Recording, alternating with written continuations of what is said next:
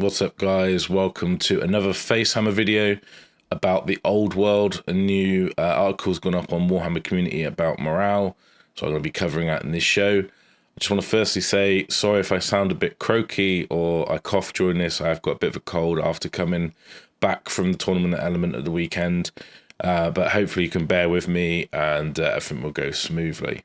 So let's get into the article itself, and I'll give you my insights about the new game, which is the old game, but the new game with the old game, and talk about what's going on with it, basically.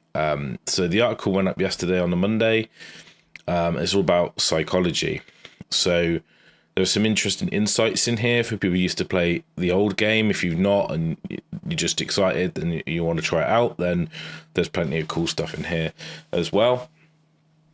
But it sounds like they talk about the break test again, and they sort of talk about what fleeing means, basically. But there's some nice insights into like overrunning, direction of flee and things like that in here.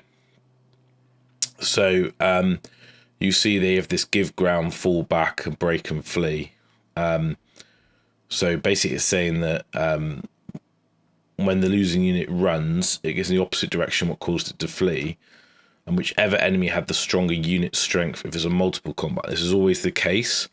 Now, I don't know if it's still the case in the new game, but when you charge, you have to maximize models.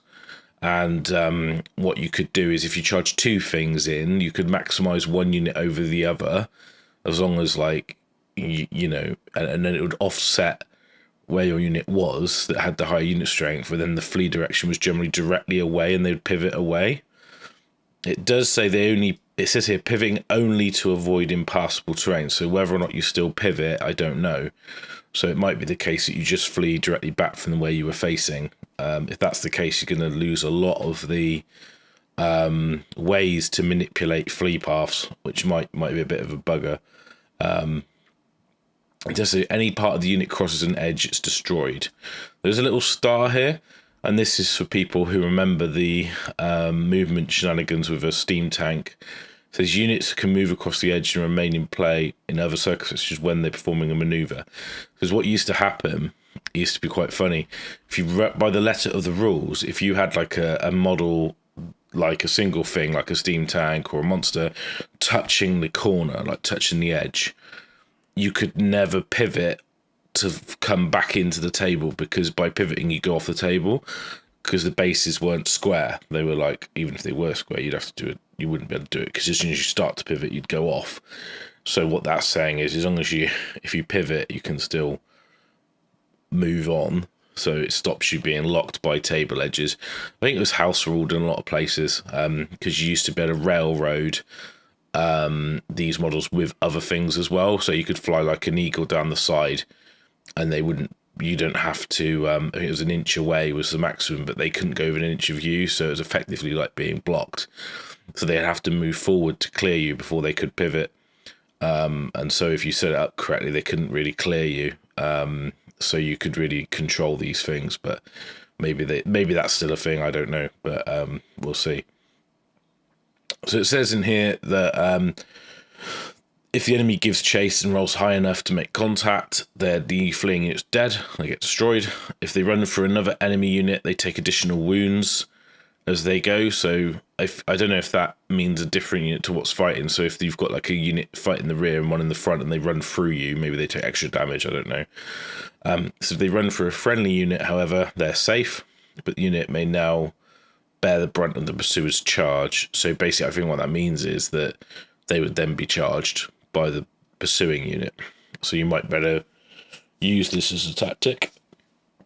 It says, on the other hand, if a unit falls back in good order, and they've not lost their fighting spirit, they can discard the lower of the two dice. They automatically rally and reform, ready to receive the charge.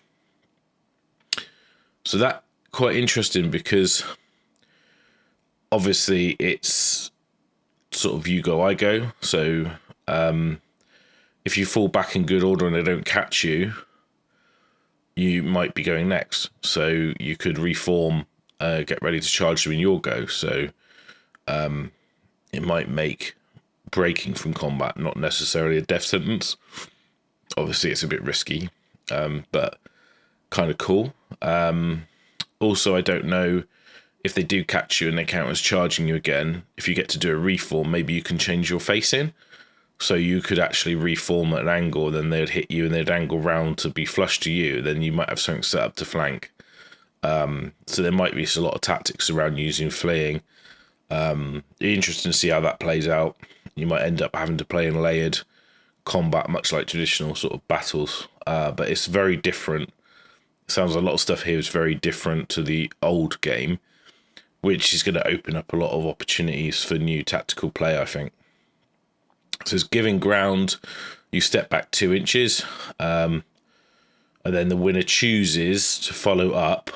I don't know if that means that you might not do that if you're going to get your go and you're going to charge again. I don't know, but if you've got like cavalry that get bonuses on the charge, maybe you want to not follow up, but then as they give ground, you stay there, and you're going next, and you give them a charge. Obviously, they could just flee or something. I don't know, but also talk about the other psychological effects in the game.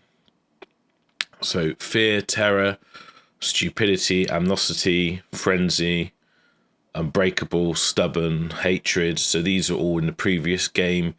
And they said they're going to be looking at USRs, or what they call universal special rules, in a future article. Now, I really wish this was something that was Age of Sigmar, because I found the game now has got to a point where every single war scroll's got a special rule. There's special rules for allegiances, you've got special rules in the handbook.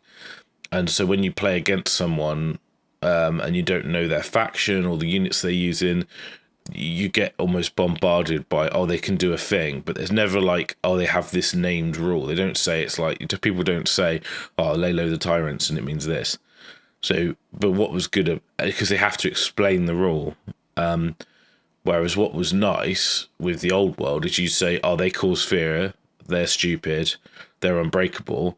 And because they're universal, you know exactly what that means. You may never have played against that faction before, but you just say, yeah, they do impact hits, da-da-da-da, and you go, right, I got that.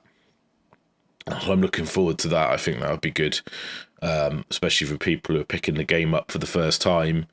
You can sort of read you will know what your units do. So if you know how your unit behaves when it has frenzy, you know how their unit behaves when it has frenzy. So yeah, looking forward to that. I think it's a much needed change. I don't think you need to have bespoke narrative rules and everything. I think it just bogs the game down and just makes it overly complicated for no reason, and not complicated from a tactical point of view, just from a bookkeeping point of view. So it talks about fear. Now fear looks like it's changed significantly. So it says, if an enemy unit of lower unit strength wishes to charge a fear-causing unit, it's to take a leadership test or it will fail. It says, if you're already in combat, take a leadership test each round on -1 to hit. So it looks like the auto break's gone.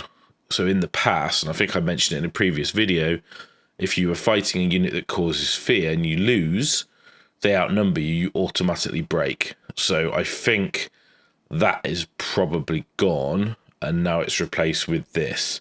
Obviously, it might still be there because the article's just, summarizing.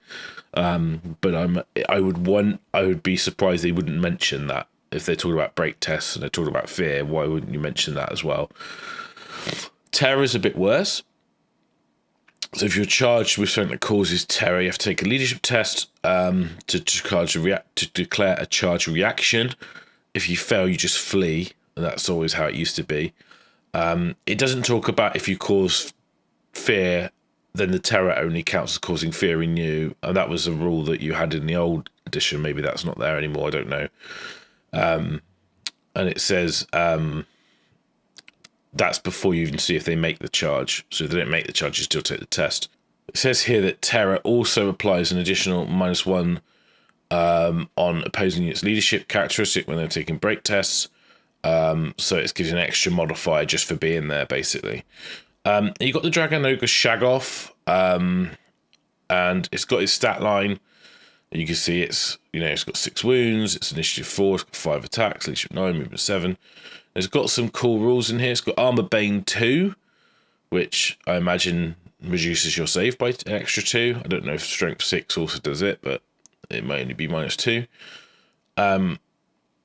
Armored hide 2, which I guess means that you've got a 5-up save.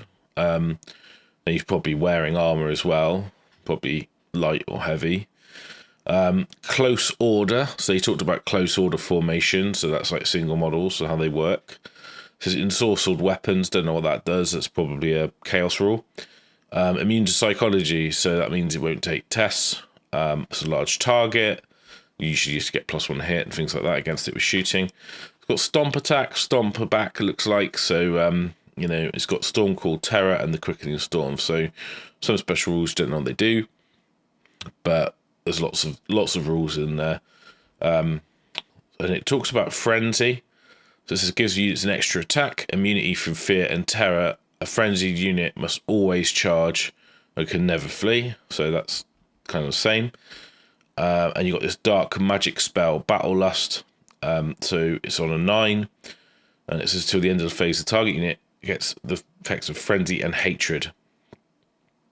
So it looks like this is something you could cast and gives you a big boost in combat. I don't know which phase it would be. It says enchantment spell.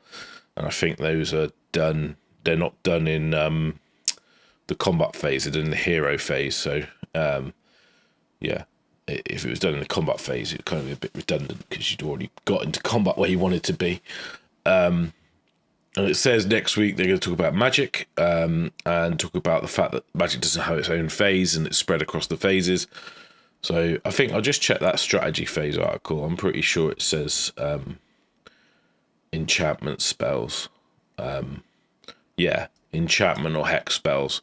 So it'd be done in the strategy phase, not the hero phase. That's Age of Sigmar. But yeah, so next up is magic. So that should be pretty cool.